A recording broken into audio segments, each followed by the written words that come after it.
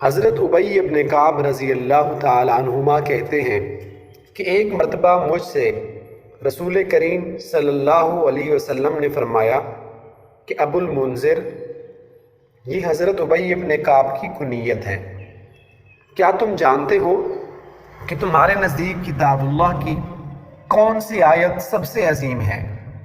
میں نے عرض کیا اللہ اور اس کا رسول ہی سب سے زیادہ جاننے والے ہیں کہ وہ کون سی آیت ہے۔ حضرت صلی اللہ علیہ وسلم نے پھر پوچھا کہ ابو المنذر، تم جانتے ہو کہ تمہارے نزدیک کتاب اللہ کی کون سی آیت سب سے عظیم ہے؟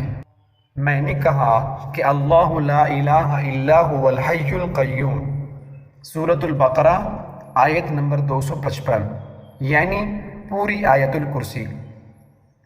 حضرت ابی بن کعب کہتے ہیں کہ یہ سن کر حضرت صلی اللہ علیہ وآلہ وسلم نے اپنا دست مبارک میرے سینے پر مارا اور فرمایا کہ ابو المنذر، اللہ کرے تمہارا علم خوشگوار ہو۔